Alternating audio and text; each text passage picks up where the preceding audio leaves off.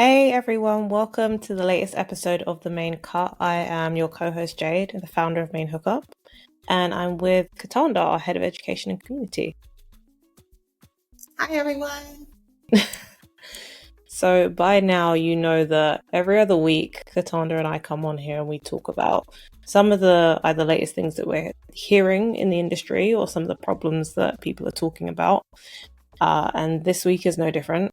So something that's cropped up time and time again is, when people go into salons and they go in expecting to have a normal treatment or, have their hair washed and blow dried, and they have a really bad experience when a relaxer has been used in their hair without their consent.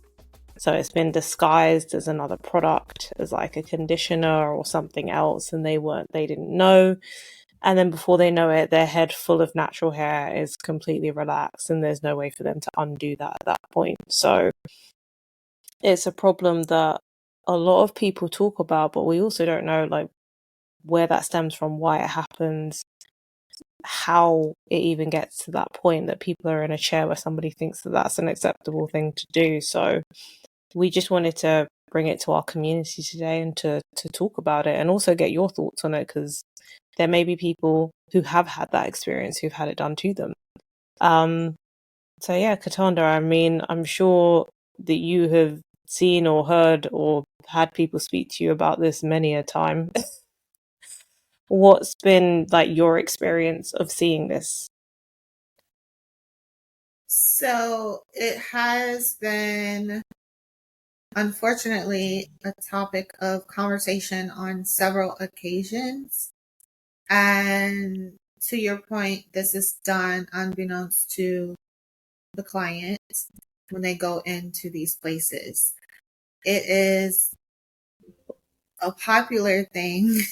I don't want to say popular, but it's a common thing that happens at particular or specific salon types that I won't necessarily name here, just because I wouldn't say all of these types of salons actually practice these really unfortunate treatments types that they've coined as a treatment. So I won't name, because I've gotten myself into some conversations that really didn't want to enter into when naming them specifically as a particular demographic or salon type. If you've had this experience, you probably know, if you're a hairstylist that have had clients that have had this experience, you know exactly where I'm coming from. So what happens is that they go in to get their hair done. They're getting a shampoo style. They may be going in to get a doobie. That's a dead giveaway. However, what happens at the shampoo bowl or even prior to the chair, in the short conversation or consultation prior to going to the shampoo bowl, is they ask you if you want a deep conditioner. So what we know as a deep conditioner, it is a very highly nutritious, possibly concentrated formula that comes in various forms. Usually it's in creams, jar, and we know them as masks. However, there are other treatments that will offer deep conditioning to your hair too, that comes in other textures, so on and so forth. So we're thinking that we're getting a deep conditioner, which is something that our hair needs, especially if you have textured curly hair. I don't think you should ever skip a deep conditioner, no matter if you have a lot of time to let it sit or pop under the dryer or utilize a steamer. However you encourage that penetration most, with heat or without. You don't ever want to skip a deep conditioner, because textured hair is typically, drier anyway because of the curls. That's a whole other conversation. But when they say, do you want a deep conditioner? Of course I want a deep conditioner. I always want a deep conditioner. I'll never turn down a deep conditioner. And when you get the deep conditioner, you get your, hairstyle blown out, roller wraps, however they're styling it. You leave, your hair is bouncing and behaving. It's shiny. It looks amazing. You try to rock this style for 2 weeks because you're stretching it out because you don't want to shampoo your hair again because you don't want to revert back to the curls necessarily. And you want to get your money's worth. When you do decide to shampoo your hair, you realize, you shampoo, you condition it, and you realize there's no bounce back to your curls. Your hair is stringy. It's straight on the ends or mid shaft to ends, or it just looks limp and not like your natural texture or your hair. It appears that there's something going on. You're thinking possibly maybe it's just because I just had my hair blown out and straightened and the curls didn't bounce back. Or maybe I got a hold to a little, heat damage to my hair, but in actuality, your hair has been relaxed within the conditioner. So that's what it is. And I feel like there are so many problems around this. And like, one is if you have to hide what's in the treatment, then I think anybody that has done this, you knew what you were doing and you know what you're doing to people. But because for whatever reason, I can't even imagine a reason that a stylist would feel like it's necessary.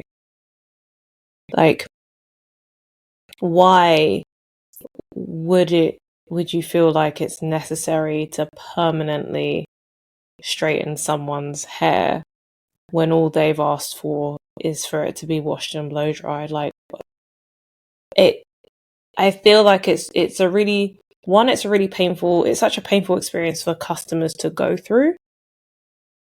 And then once they've been through it, it's also, there's no way to prove that that's what's happened afterwards because they don't know what was put in their hair. It's not like you're asking them to show you every bottle as they're using it, but it's just that element of that people are hiding what is in that treatment, and then clients are like painfully finding out afterwards when they're, like you said, when their curls don't bounce back. And it's that element of trust that's then broken and damaged. And then how do you come back from that as a customer? How do you then go and feel comfortable in somebody else's chair after that's happened to you? And as a stylist, what I also don't understand is, as a stylist, how did they then continue to get business after that's happened? Because if it's happened to one person, it's probably happened to 50, 60 before. So you brought up a lot of points there. And I don't know where to start, but I think the first one was, why does this happen, or why does the stylist feel that they need to do this or should do this? And you guys know I'm always saying controversial things sometimes. But it's because these stylists are lazy. They don't want to take the time. They don't have patience for textured hair. And it's just simply the only explanation. Because why would you do that? Especially after people, it takes a lot, especially for someone going from a relaxer or some chemical straightener, to get to the point where they're embracing their natural texture and their natural curl as it grows from the scalp. And they are now feeling empowered and excited about their natural texture. They have embraced it, and it's taken a lot to get there usually. And so once you get there, and to have something like this happen, it's truly devastating. However, it's because the stylist, there's no other explanation for it. The stylist just doesn't want to take the time and doesn't have the patience to actually do what needs to be done with textured hair, especially if you have highly textured hair or your curl pattern is considered on the tighter spectrum of curls. When you go into certain types of salons, they're not charging a lot of money. So they're trying to hurry and get people in and out. And, if you come in there with super dense hair and, beautiful 4-category curly hair, I've gone in there and I'm a 3-category curl. And I've been offered, and this was years ago when I was testing the waters. I don't let many people touch my hair, especially certain types of people in certain salons, because I feel like they don't have the expertise that I need to work with my hair, or they don't have the actual experience. I don't know what products they're using, so on and so forth. But I had started hearing of this happening. I had clients of mine saying that this has happened to them, and I'm like, you guys got to be kidding me, because who would be doing this? So I went in there with my head of hair. It's not the tightest of the tight, but it's not the loosest of the loose. And this is like in the early 2000s when I had a lot more hair than I have now. And the girls was like, oh, your hair is dry. You need a deep conditioner. She doesn't know that I'm a hairstylist, you guys. My hair, this is even before I was doing any type of color to my hair. I only color now to cover gray, so I had no color in my hair. I had no highlights in my hair. My hair was extremely healthy, probably too healthy. That's the thing. But she told me that my hair was dry. And so I'm clocking her because I'm like, my hair is dry. I'm like, I don't think my hair is dry. Oh, yeah, your hair is dry. You need a deep conditioner. Okay, well, what type of deep conditioner are you using? So she shows me a jar that is in another language that I'm not fluent in. I don't even know what the brand name is. I don't know what it's saying. I ask her, and she's like, oh, it's just a deep conditioner. It's just going to make your hair much nicer and much softer. Much nicer. Oh, dear. So I was like, no, I am not getting that deep conditioner. However, there are other people coming in and out of the salon that have gotten the deep conditioner, or they're being offered the deep conditioner. And I can see that, they're just scooping their hand at the shampoo bowl now, scooping their hand in this bucket of stuff. And they're applying it to the client's hair. They are letting it sit on the client's hair as if it is a deep conditioner. And so if you don't know, you could be pretty much bamboozled. So I'm thinking to myself, oh my gosh, this is really a thing. But again, I'm not saying anything because I'm coming in there as an unofficial secret shopper. I'm secret shopping for myself to see what's going on. And so, yeah, and that's the thing. They want to keep it moving. When you go there, it's like an assembly line, and this person is doing this, and they're just moving really quickly, and they're hurrying up and rolling your hair, and they're putting you under this god awful hooded dryer that's on a setting from hell, and burning your scalp, and then wrapping your ears up with these things. Like it was the worst experience ever, and I've only gone there once, and only for that purpose. So my hair, maybe because they didn't use the deep conditioner, was not the smoothest. It wasn't the bounciest. It wasn't the sleekest. It didn't have all the body that most people do. And if I had said yes to the deep conditioner because of the texture of my hair would have been straight. And I've never in life have had a relaxer in my hair. And when I tell you, I would have been devastated, like beyond devastated. And I would have been bringing state board up in there. It would have because I know. So it would have been a totally different outcome for them that it is with most, or like the average client or customer. And so that's my thing. People don't want to take the time to learn textured hair. They don't have the patience for the textured hair. They're just worrying about getting people in and out. This is when someone is not really passionate about what they're doing and the type of hair that they're working with. They just want to get you in and out. And so that's the only explanation that I have as to their why, which I would never know because I would never do this. And I just think that it's one of the worst things that could ever happen to you in the salon. Yeah. And actually, so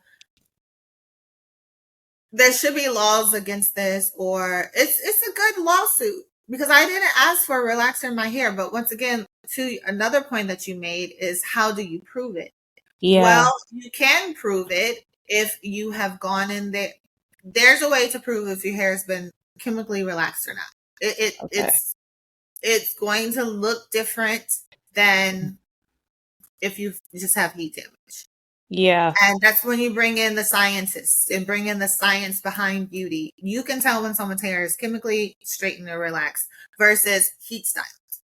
Okay. So Well, it is a way to do that. And I encourage, mm, like, anytime I have someone have this conversation, it breaks my heart because I am just who I am. And I've never been against relaxers, but I've mm, only been for them when it's absolutely necessary based on someone's lifestyle or based on the mm, hairstyle that they want. And if you want that sleek little pixie, then you might have to get a relaxer because it's not going mm, to lay like you want it to lay because of your curls and so on and so forth.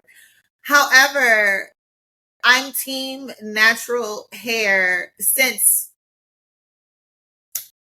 I don't know when. Like my mom never let me get a relaxer. So okay. If you're not gonna beat me, you're gonna join me and y'all are not gonna get these relaxers. But anyway, that's another conversation. So yeah, I think that's what it is. I think also it's happened it doesn't only happen in these particular salons that it's most common in it. I have mm, heard that it's happened in other types of salons with other types of stylists. And if it's not relaxer, sometimes they throw in some little keratin treatment, something uh, which there's a solution and it gets to be a point where I'm just thinking these people don't want to take the time that it takes. mm, Because no one, when you get your hair blown out or silk pressed from your natural texture, you're not expecting this to last forever. That's never mm, a request. We do want it to last, maybe push it out 2 weeks for those that only shampoo their hair a couple times a month. But mm, you don't want it to last forever. You want to be able to resort back and to revert back to your natural curls. So you want those curls to bounce back. So yeah. I could go on and on, but let's keep it moving. Well, I mean, two things that you said that were really interesting. One is that there is a way to tell when your hair has been relaxed versus when it's like been heat straightened or whether it's suffering from heat damage. So I think it would be really good to know what those things are so that people that have experienced this or think that they've experienced it are able to go away and check. Um, and then another thing is, you mentioned it in your story, but what are some red flags for people to look out for in case they feel like it might be happening to them? Like, for example, for you, it was the tub of product that was in a language that you didn't understand, that was in a brand that you hadn't seen. So there was no real way for you to verify that that was a deep conditioner. So maybe let's start with those two things to help the people that have either been through it or even help prevent it, people from going through it.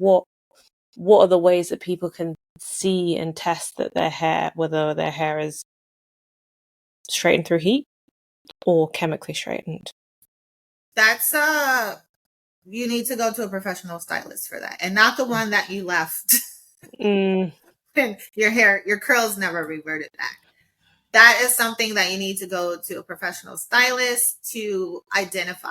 There are some things that just average people aren't going to be able to identify because I can sleek your hair out and smooth your hair out and it appears to look like it's been relaxed because it's so sleek, it's so smooth. There are no mm, flyaways. However, it's just a silk press.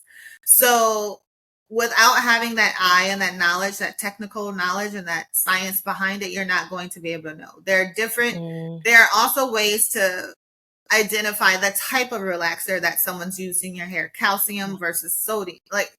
So that's something um, that you need to take to an actual professional stylist that is extremely experienced And you could do your research on who might be the best in this area. If you leave your stylist that this has happened and that's been your go-to stylist for a while, you have to start doing some research to get into a chair to figure this out.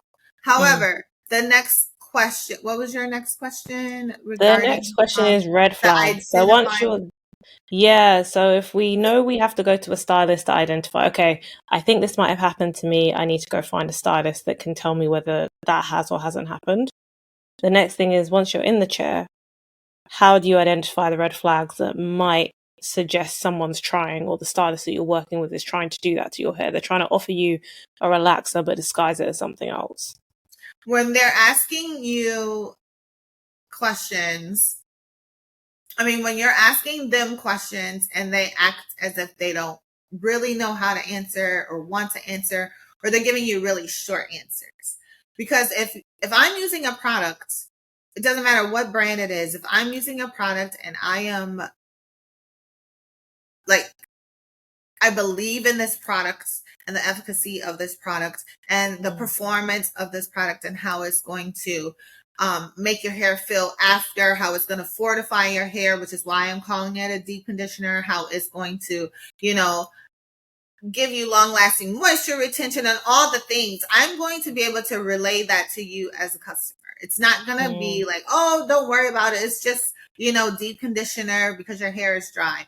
I'm going to explain to you. This is part of what we do here is educate people in certain things. Now, there are some ways that I would speak to a hairstylist that I won't speak in that same way to a consumer or my client, because they're just not going to get it, which goes back to the science behind it all. Going to an actual hairstylist to identify or help you identify if your hair has been relaxed or it's just been heat damaged, because you're not going to get it as a regular consumer or client. However, you will get that, okay, this ingredients, this formula has ingredients in it like, aloe that's going to help bring moisture to the hair or draw moisture to the hair. It's going to have, so we understand that as regular consumers because now we have so much education that's on, internet, on social media, and we've been privy to this information that maybe some years back only professional stylists would know, or how ingredients work within certain formulas. If the person is being very short, they don't want to answer questions, they don't want to, she showed me it, but she was kind of hesitant. She, sort of grabbed it and I wanted to like touch it and then I did, and she was like, oh, well, and she probably knew that I couldn't read it. But I think that's a key indicator that they're trying to hide something. You're being sneaky. Because why not tell me about this product? Especially if the other thing is, if you're going to a salon or to a stylist and they're using products that you're unaware of, you've never heard of before, or okay, this is sold in Timbuktu only, but we're in the US, why are we using this from Timbuktu? And if we are using this from Timbuktu because it's so great, then I need you to explain to me why it's great and why it's going to be great on my hair. And when you're not getting that, that's a red flag as well. Also, again, I feel like, and this is another conversation, but stylists, I come from an era of stylists that we give a lot in the consultation. We have the conversation. Like, we like talking to our clients about what we're going to do, not just setting them in the chair and say, okay, this is what you want. This is how much it's going to cost. Spin you around the next 4 hours later, and here you have the style. Like, we educate as we're going through the process. And we're educating, okay, now I'm going to use this hair serum because this is what it's going to do for you. And if you want to maintain it at home, I recommend that you do this. If your stylist is not doing that, they're just trying to get you in and out, bang, bang, bang, we're going to do this, we're going to do that, and send you out the door, red flag. That's even if not even speaking to sneaking things into the conditioner, but that's just in general. You need to know what your stylist is doing because you need to know how to maintain your hair at home, and you Mm. need to know how to better care for your hair when your stylist is not available. I mean, stylists take vacations, stylists go on maternity leave. Stylists do all the things that normal people do. So you're not always going to have me. And I like to empower my clients so that they feel Mm. comfortable doing their own hair if they ever should need to. So Yeah. I'm educating them. So I think those things are like the key indicators, but also just doing your research prior to going to the salon. There are a lot of blow dry bars out here now that only specifically work with, styles that just require blowing out the hair. Mm. I believe in those salons because sometimes you just do want a good blowout and you don't want to do all the things, and you can walk in, you don't have to have an appointment, it can be spontaneous. If you Mm. have a hot date that just came up on match.com, you can go there, walk in and get your hair done so you can look good later. However,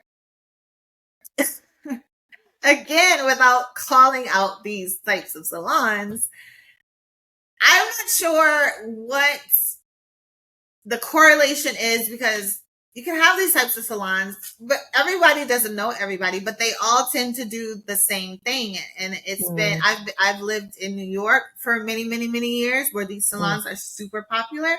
And in the testing center, when we would be testing, I'm like, what happened to your hair? Oh, I went over to this salon, and when I left, my curls never came back. Girl, you have Oh. relaxing your hair. Because Honda, no, I didn't. I only went for, but I'm telling you, this is what Mm. happened. So it happens a lot there. And this could be, little old ladies, and this could be young girls. It doesn't matter the age. If you have curly hair, you could be a victim of this. So beware. It's happened to a friend of mine. She used to rock a little teeny weeny fro. It was super cute on her. It was Mm. super hydrated, shiny, all the things. She wanted to get a blowout because she was growing it out. She went to get it done. She loved it. She went to shampoo her hair. She didn't only have stringiness on the ends, because keep in mind her hair is shorter. It was Mm. straight and stringy from root to tip. Oh. And she called me up. I was like, where did you go? And she told me, I was like, oh, they put relaxer in your hair. She's like, no, they didn't. They said deep conditioner. Ma'am, friend, I'm telling you, Oh. it was a relaxer. It's happened to someone that I know. She's actually a beauty founder, and she had gotten her hair finally back to, her natural texture. She was loving it. She was embraced it. She was super proud and excited. She got a blowout. She had some appearance, went to the appearance. The hair was bouncing and behaving. A Mm. couple weeks later, however long, she went to shampoo her hair and realized that her hair would not bounce back. She had to relax on her hair. She actually took to her Instagram stories to talk about it, and she was like literally holding back tears. Oh. Like, this happens a lot, you guys. And it's not just, she's she used to be a beauty executive, and now she's a beauty founder. And she couldn't even identify until after the fact that her hair was relaxed. Yeah. So it's just, you have to do your research. We say that consistently here, which is why we have Main Hookup, and we have a list of qualified, talented, licensed hairstylists that can be trusted. But you can't just pop into salons because of the convenience of it all. It's just, Yeah. it's not always. I mean, you could do it and you could have an amazing experience, and this doesn't happen to you, but then you're always taking a chance. It's really a risk nowadays for that, especially with all of the natural hair going on. So, Yeah, I think it's what's really sad is when people have put all of that effort into growing their hair out. Imagine you spent, I mean, I've spent like the past 6 years growing my natural hair out. I stopped relaxing my hair about 6 or so years ago. And I can't imagine how devastated I would be if I walked into a salon having spent 6 years growing out my hair to then know that that's been undone. and then knowing that, oh, I literally, you then have to start from scratch if you want your natural hair. And if you don't want or believe in relaxers, then that's what you're going to do. And you're starting from ground zero.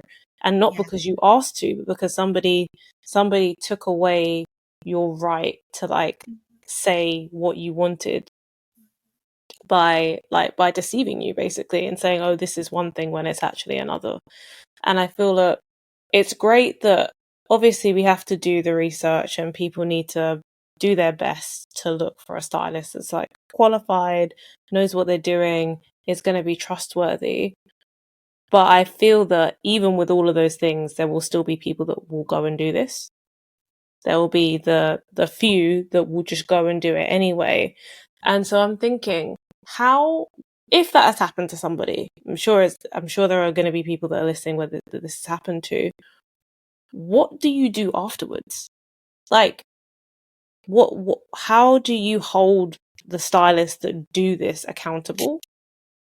Because you can't turn around and you can't get your hair back immediately. That's going to have to start. You're going to have to start from scratch. But how do you go about like actually reporting something like this and making them being held accountable for what has actually happened? Because essentially they've given you a treatment that you didn't ask for. It's completely changed the texture of your hair, and you now have to go through the painstaking labor of getting your hair back to where it was before, which is time, energy, and money. And emotions, because you're going to feel distressed about it until you feel like your hair is in a state that comes close to where it was before. It's just something that's going to like distress people. So how do we create a world where if stylists go down that path and actually do that to clients, that they're held accountable for what they've done? I say, well, I think you and I had this conversation before, so it may be different there. But in the US, as we currently stand, you have to be licensed. You have to be a licensed cosmetologist. I do know that some states, and I'm not sure how many or which ones, or even if this is a thing anymore, but they used to be able to do natural hair without a license. But for the most part, we have to be licensed here, licensed professionals. And when we are licensed professionals, we get licensed through the state board of whatever state we're in. So you need to take it to state board. I know California does not take complaints on licensed stylists. They don't take it lightly. Like you can go on that website and you can actually pull up a stylist's name to see if they've ever had any complaints or ever had any sort of fines or anything like that. So California is a state that does not play when it comes to state board. Other states, you just have to contact them and explain your experience and situation. Obviously, you're going to have to reveal the salon and also the stylist within the salon, and they will do their due diligence to see, okay, is this person actually licensed? Is the salon licensed? Because you can have licensed stylists, but the salon actually has to be licensed as well in order to be in operation. It has to be a licensed business. So that's your first I think call to action is going straight to state board, and they will do the investigating. They will pop up at the salon. They don't announce themselves. They just show up, which is why when you are in salon and choosing salons, you need to take a look around, because state board can pop up not only for situations like this when they've had complaints on a stylist or the business in general. They can pop up on you because just to pop up. And if they come in and you don't have your soiled or dirty tools in a certain box and you have them mixed in or in the same drawer, if your drawers aren't lined with towels and things, that like there are a lot of rules that us licensed stylists have to follow to be up to code. And which is why it is important to make sure that you're going to stylists that actually are licensed and follow these rules Mm, because it's for your safety. You can pass, there are certain skin conditions and diseases and parasites and things that could be passed from person to person to person, especially when mm, they're not following the guidelines and the rules and the sanitation yeah. and all of that. If they're not using barbicide on their combs and they're going from one head to the next to the next to the next, like, Mm, Stayboard is your friend as the client. It's our friend too to keep us in line. But I feel like when you don't follow guidelines, State Board, you wouldn't consider them your friends. But for the clients, it's definitely for the client's purpose to make sure that they are in safe environments and that their stylists are practicing code of ethics and just sanitation and things like that when it comes to cosmetology. So yeah. start with State Board. They will guide you and advise you. And once an investigation starts, it may take a while, but it's not going to stop there. And then once you're red flagged with the State Board, they're going to start popping up. They can pop up at any given time. They don't have to make an announcement. This is why you should always be on Oh. point. But once they get that red flag on a certain stylist or a certain salon, they are going to keep a watch on it. And I feel like nowadays it's not taken as seriously because there are so many non-licensed people that are styling hair and working in salons and doing, certain, you know, treatments and things. And it's become, I don't want to say the norm, but it's become really Mm, common that a stylist may not be licensed. Like, there mm, are some stylists that have become really popular and Instagram famous that aren't even licensed stylists. mm. So it's just one of those things. But for the sake of the client and making sure that you're in good hands, you should definitely do your research on your stylist, on the salon itself, but also lean into State Board if you go somewhere and something has happened and you know it's not right and you need that support, because you're not going to be able to go straight to the lawyer and say this is what happened. Like, you have to start. I think the first place to start would be State Board. Yeah. Um, and that's why they're there. So Okay. That I think that's really good advice because I don't think many people know that that's actually regardless of what's happened, because I'm sure this is like one of many like bad situations that can happen with a stylist. Stylists can like really damage people's hair, when when they're not familiar with the hair type, but they're still doing their hair anyway. So it's actually good information for people to know if there have been other incidents where they can actually report a stylist to the State Board as well. But what do you do if they're not licensed? Because if they're licensed, then this feels like it's quite straightforward. It's like, cool, you're licensed. You've relaxed my hair without my knowledge. I've now spoken to a hairstylist that's helped me to prove that my hair was actually relaxed. I've got a chain of communication where you can clearly see that I've asked you to do this on my hair, and that communication doesn't show anything about a relaxer. Great, I can go straight to the State Board. I've got enough evidence, I've got enough information. That's almost like the best of a bad situation when you've got that to back you up, right? yeah. What do people do if they happen to have seen somebody who is an unlicensed stylist in this situation? Is there anything they can do at that point? I still would say go to State Board Mm. because you have to be licensed. And so if you're reporting on a stylist that's not licensed, then State Board would know what to do from there. So I don't know what the steps are. Mm. I've never worked in the salon. Like, I've worked at home and in my basement and on the porch and Mm. other places without a license, but I've never stepped foot in the salon not being a licensed stylist.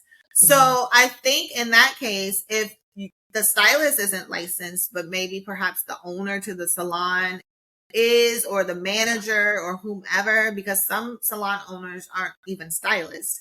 And again, Mm. like I said, if the business isn't licensed, but if the business is licensed, they're going to go into, because you can work under someone as an apprentice in a salon without a license, but that person has to be licensed.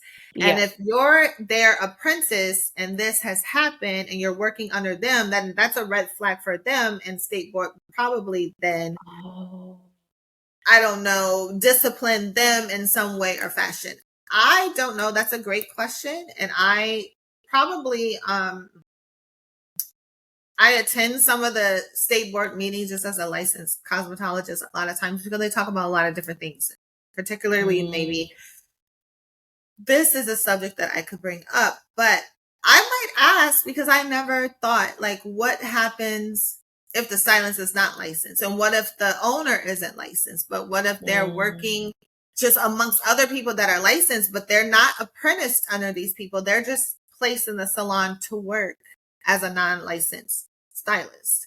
Mm. I don't know where you would go. I would say, of course, go to state board, but I don't know if there's another call to action. I don't know. You wouldn't go to the police. Like, you go to the hair police, maybe. You Mm. don't go to the cops. Um, I think it's probably something similar to, when you think of the medical field, they have boards, medical boards, and if you need to take something to the top, then you go there. So that's what state board is for cosmetology and hair and barbers and nails and all of that.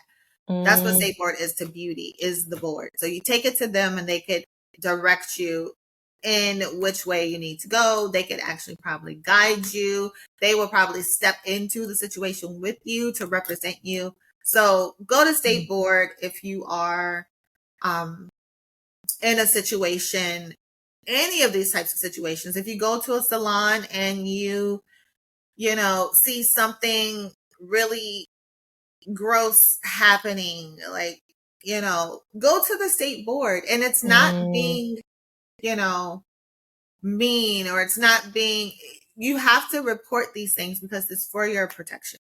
So Yeah. I am one, like, I still do this to this day. If I'm cutting someone's hair and I drop my comb on the floor, I'm not going to Mm. pick the comb up and put it back in your hair to cut. I see stylists do that all the time. They kind of Mm. dust it off and they keep going, or maybe they don't even dust it off.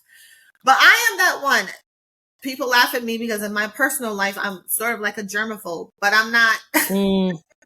I am not doing anything that's going to hinder my health or put my health at risk, as well as my client. Like, you want to make sure that, your stylist is doing these practices. You don't want, if you never see your stylist with a barbicide jar or placing her, you need to see it. It has to be out in the open. That's part of the rules of Mm. state board too. And again, each state has different rules, but for the most part, it has to be visible that you are sanitizing and disinfecting your tools and utensils.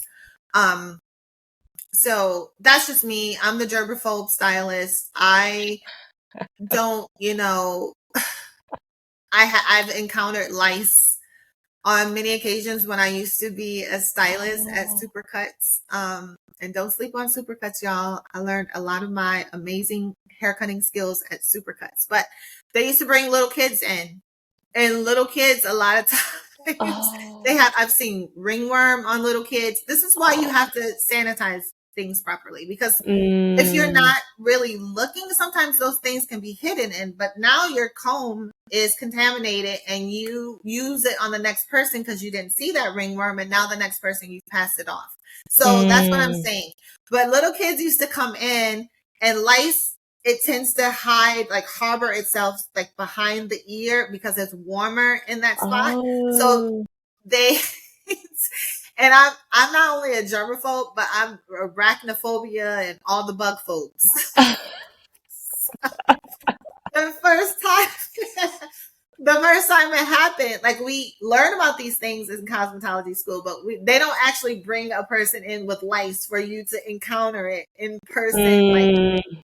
to experience it. So you typically experience it on the job. Yeah. And that little girl,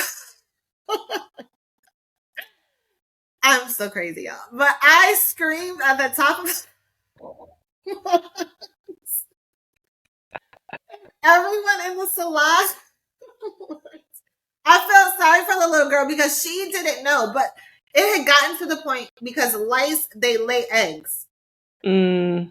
It had gotten to the point where she had no eggs. She had living bugs. Oh no. She had bugs crawling. And when I tell you, sometimes even now, like when I talk about it, I can never unsee it. It's like the scariest, creepiest, and I literally screamed at the top of my lungs. I dropped my comb. I stepped back from the chair, and the manager comes running over. What's going on? And she looked at me. She said, "Lice," and I. And the poor little girl, her parents. I don't know if her parents didn't know, but it had gotten out of control. There were tons of these things, and they weren't eggs. Like eggs, it's still creepy, but it's a little bit different because they haven't hatched yet. But once they hatch and you have all these, oh my gosh, bad. So that's what I'm saying. If you're not, and so my manager, we knew what to do, but at this point now we have to we have to sanitize pretty much the whole salon because the little girl's been flipping around on the chairs out front, and now she's up here. I have my cape on her. She's in my chair. So we pretty much had to get everyone out of there and sort of like do like a thorough disinfecting and sanitizing of the salon. But we had we kept lice. I forget what it's called, but it's something for lice that actually you shampoo the hair with and it kills them. And I couldn't do that part because when you put that on them, they scramble. And my manager was trying to force me. I was like, you did not want me doing this. I'm telling you, they're going to think it's a murder going on. So she helped me. I loved her. She was so helpful. But she helped me in that. The little girl, we had to calm her down because I'm screaming, jumping. She's terrified. I feel so bad because I love the kids. But that little girl had bugs, tons of them. The parents, so we had to ask them the questions like, how long have, you've been noticing? Oh, we didn't know. And so we're like, how do you not know? You don't shampoo your daughter's hair. You don't comb your daughter's, it was really bad. And I'm just thinking for the little girl, she had to be itch. Her scalp had to itch like crazy. So anyway, I say all that to say you have to know who you're going to, the type of salon, and you want to make sure that, you're calling when something is not right. Because you don't know if they're practicing, if they are practicing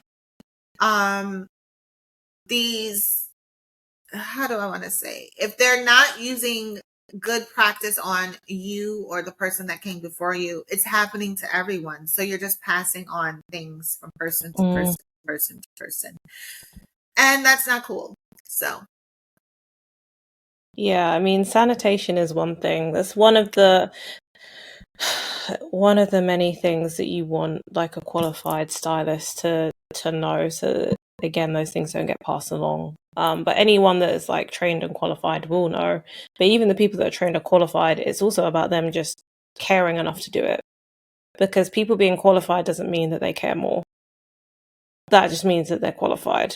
It's a combination of the two. It's like they need to, in an ideal world, qualified plus you've had enough of a conversation with them to feel like they actually care about the outcome and they care about looking after you and they're invested in you learning how to look after your hair. But I think it's, again, good advice for people to know, regardless of if they're licensed or unlicensed, go to the state board. I mean, the last thing that comes to mind for me is, as stylists, how do you manage a relationship with somebody who's had this experience before they come to you? Because that's going to leave them in some state of trauma, and you're almost having to rebuild a bridge that you didn't even set fire to. And so how do you continue to be really sensitive towards the fact that that person has had a really, really horrible, terrible experience that nobody should ever go through, but then also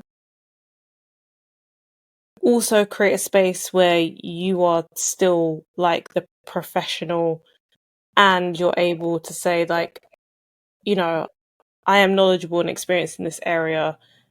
There's an element of you also have to trust me, because that's a very difficult position to be in when they've experienced something that awful. And I'm sure there are stylists who've been through it, who have had clients come to them after an awful experience. And they might be, in theory, the greatest client in the world, but at that moment in time, it's like you're just having to rebuild trust that you didn't even break. So from like your experience, Cataanda, how do you think stylists can go about doing that when they have a client that's had one of these bad experiences? That's such a great question, but also it's a real thing. Mm. And it's sort of like, especially with us and our hair as a community as a whole, we've already gone through so much trauma surrounding our hair and the texture of our hair because of the way that it grows out of our scalp. Mm. So this is another layer of trauma that seems like could have been avoided, Mm. but it happened without the clients knowing. So how could they have avoided this? It could have been a client that did their due diligence in their research, and that someone could have referred this client or these clients to a stylist that actually has done this. And so you feel like you checked off all the boxes. And now, even with that, you feel like you've been bamboozled, or Mm. you've been intentionally, because I this is actually intentional. Mm. Um and it's I don't know what to call it, but it's actually a form of It's intentional deceit. deceit, but I want to almost call it, I don't know what type, but it's a form of abuse, Mm. because you're intentionally doing something adverse or something that is not warranted. You're disguising it. You're deceiving. That's all. That's abuse. Mm. And we're just going to call it hair abuse for lack of a better term. Yeah. It's abuse. And we as stylists, we already are are the unofficial therapist. And so now we have to go above and beyond. We have to handle these clients that have experienced things like this with care, Mm. with tender, loving care. We cannot shun it off. We cannot joke about it and laugh it off with them, because deep down inside, even if they're laughing with you, they're still hurting on the inside, especially someone like you said, you've taken so many years to go natural with your hair, and now you're finally to the point where you're 100% natural. It took so much out of you, even just emotionally, to embrace that. And now you're Mm. there, and then here we go, you feel like you've regressed in not only your hair and the condition of your hair or the state of your hair, but even emotionally. Mm. Because now I have to build myself back up to get to that point. Or maybe was my hair that bad that this person needed to give me a relaxer? Like I needed the relaxer, which is why this person did it. So you're thinking Mm. all the things. And me as a stylist, like I said, working as a stylist behind the chair, but also in a testing center for a beauty brand. I am always like I'm going to encourage you regardless of what happens. So even if we're in a testing environment and this has been your experience behind the chair, I am here to administer a certain type of test. And usually that is very technical, and you can't reveal a lot of information because it's all confidential. Yeah. And you have to do things by the book. I'm going to take it upon myself to, if I'm facilitating the test, I'm going to spend more time with you as a client and maybe say, you know what, based on your experiences before, maybe this particular test is not for you, but I will want to bring you in as a client to get you back to where you want to be in your goals, your hair goals. But also, if you are my client behind the chair and say, for instance, you're a first time client, I'm going to hold your hand and walk you through it the whole way. I am going to explain everything thoroughly. I am going to explain from the time you sit in my chair to the time you walk out the door, exactly what I'm doing to your hair and why. I'm going to encourage you so that you feel empowered and like this is not the end of the world. And I don't want you to feel like you're not good enough or your hair is not good enough or you were less than. It's not your fault that this happened to you. So that's when we really have to put on our therapy hats and just put yourself in the shoes of your client. Like if this happened to you, you would feel the same way. It doesn't matter if you're a stylist or not. So it's sort of, one of those things where we have to get back to the customer service side of our business, which I think trumps any skill set that you have, because you can have mid or mediocre skills, but your customer service and customer relations and the way that you handle your clients and the way that you care about your clients and care for your clients, the way you treat them will trump the baddest hairstyle that you could have ever gotten. Because some clients will tell you, oh, I went to that stylist and she was super amazing at styling hair, but she was always on time, or she was never on time, and she was always overbooked, or he was always overbooked, or the conversation that used to go on in the salon, it was too much for me. So they would choose to go to someone that may not be the better stylist, but they're the best as far as business, and that coming to them as the customer service, because you want to be pampered when you sit in the chair. You want to be pampered. You want to relax. I mean, I feel like most people do. You want to, this is like a service and a high price service that you want to feel like you got your money's worth leaving out. You don't want to have to go through all of that. Someone that's being rude and short and nasty and, oh, I'm going to charge you for every little thing that you didn't do that I had on my website. Like, are you going to really, you might gain money that day with this client, but are you going to retain this client? So it's about retaining the client, and it's about rebuilding that trust with the client. And your client is already the trust is probably going to be out the door. So you're going to have to work on building that trust. So you're going to have to do what you have to do to get that trust back. And then the client, if you're able to rebuild the trust in a client and sort of like step into a situation where they've been traumatized, you will have a client for life. That's true. Will never leave you. Yeah. So these are the things that we have to do, not only when clients have been traumatized and in bad situations with other hairstylists, but just in general. This is how you have to treat your clients. Without the client, you have no business. Your bills are not going to be paid. Like, we need the clients as hairstylists, because this is our livelihood. And I just feel like we have to go above and beyond, especially in a situation like this, but just in general as licensed hairstylists, going above and beyond for your client. And it's not only about how the hair looks, but it's about how you make them feel. Yeah. And I mean, when people have, like you said, when people have experienced that kind of trauma, the only thing you can do is be patient. You have to be really patient and be prepared to take the time to probably over-explain everything to begin with. Yeah. Until they feel comfortable. They might want to look at every product that you put in their hair until they're satisfied. But that's the reality, is in the instance that they didn't check or they didn't think to check, they ended up having a relaxer that they didn't ask for. So it makes sense that they're then hypersensitive to anybody putting anything in their hair.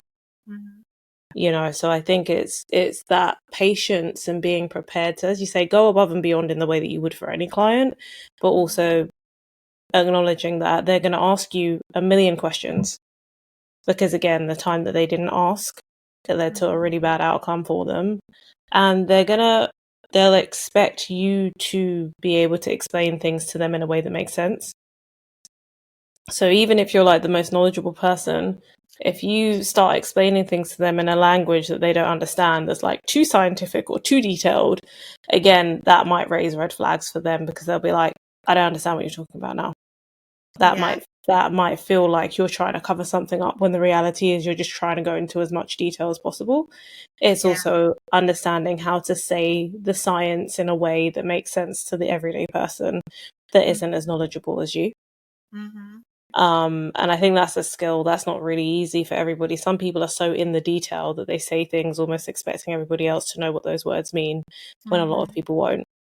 So I think that's also something to be mindful of. But I mean, it would be good to know if anybody who's listening has had an experience of this before. Have you ever had somebody relax your hair without your knowledge until after the fact? As a stylist, have you ever seen this happen before? Have you ever worked in a salon and been like, oh, this is what they're doing here, and then like quickly tried to exit? Again, I think part of these conversations isn't just us talking through what happens and thinking about, oh, how can we change the industry so that this happens less often? How can we protect each other? How can we protect ourselves? But it's also hearing people's stories, because the more those stories are told, the more awareness that people have of it. And again, the more awareness that people have, the more that they can put themselves in a position of strength by asking those questions, by saying, you know what, if I don't know what it is, I don't want it in my hair. It's all of the above. So I mean, for anybody who's listening, if you've experienced this before and you feel comfortable, I'd love to hear what your experience has been in the comments as well. I feel like when you're going to your stylist and asking questions, you don't do not take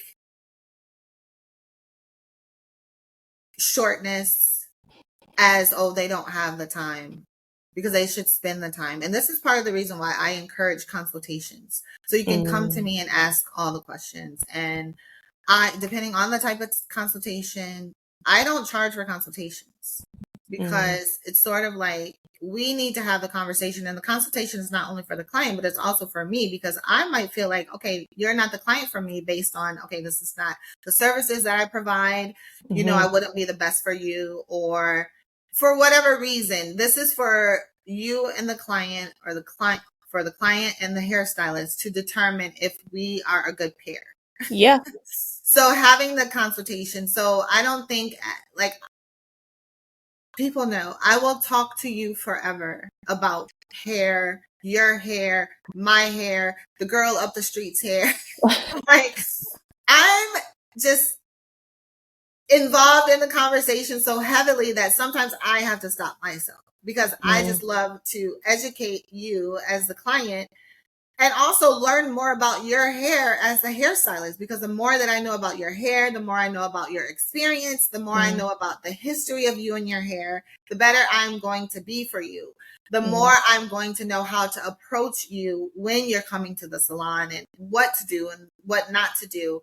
And I actually have a client, it's a celebrity client, and she had some trauma years and years and years ago when she was very young with her hair, and that trauma stayed with her. And she started wearing her hair really short, like a short little pixie crop cut. And she started growing her hair out, and she had to do a photo shoot.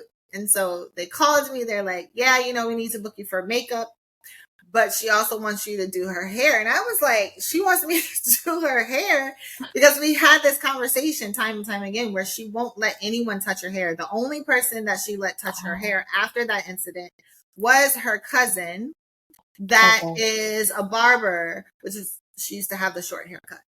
And so they're like, yeah, she grew her hair out and she knows you're great with curls and she wants you to style her hair for the photo shoot, but she wants to talk to you first about her hair. And I was like, sure. Now, this is a client that I've had for many, many years. I wasn't like, oh, but she don't need to talk to me. Like, I've been doing her makeup. She knows I could do hair.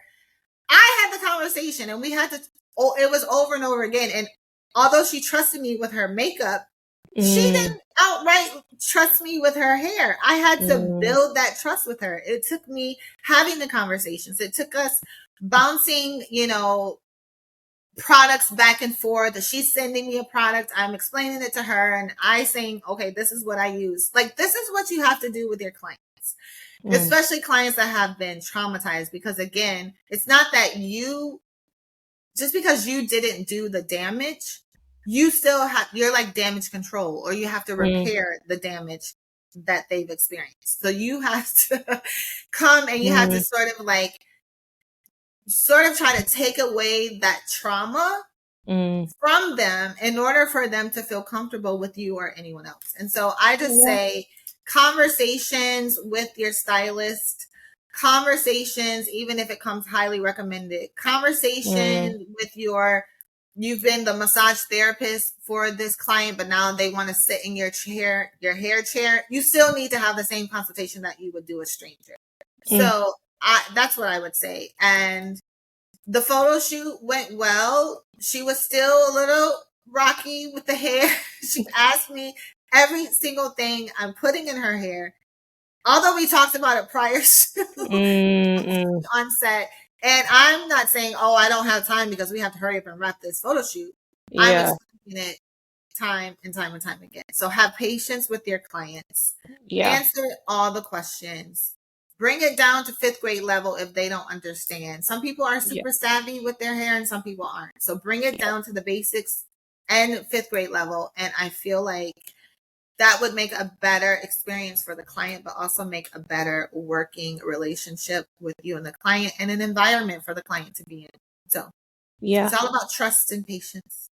No, that's very true, and I think that's all really good points for people that, like, say, stylists that have to go through that experience of rebuilding that trust with people. It's good to have those examples and know, okay, it's a process.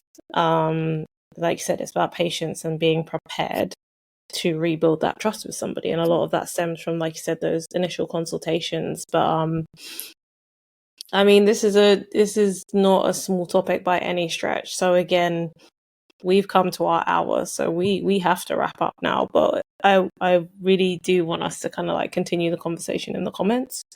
Again, get other people's stories, other people's experiences, whether you're a stylist, whether you're, a customer. Well, hairstylists are always both, like the stylist and the customer. So on both sides, we'd love to hear more. If this is something that you've experienced and you found the topic interesting, please share with other people. The more we share, the more we're able to help others. And again, there's lots of things that Cataanda has said today that is helpful for the people who have had the experience that may need to, say, take something to a state board or to go to a stylist and help understand what's actually happened to their hair. So, I mean, like I said, it's been great talking about it. Cataanda, is there anything else you want to say before we wrap up? No, I think I said a lot. Of course, I could keep going on and on, but I will say trust yourself and your instincts. And if you are in a salon chair or at the shampoo bowl chair and something doesn't seem right, feel right, take up your stuff and leave. I don't care if your hair is wet. Like, do not proceed. Do not proceed with caution, because sometimes when we proceed with caution, it's too late and now you have to start all over again. So if it doesn't feel right, if it doesn't seem right, if it doesn't look right, you have the right to leave. That's just that. So 100%. I mean, on that, again, a huge thank you to everybody that's listened from beginning to end. As usual, we're super grateful for our community and the people that listen to the podcast every week, and then B, the people that share it. And on that note, like I said, leave your comments, leave your thoughts below. Also, let us know what other topics you're interested in hearing us talk about. and we will see you on the next episode.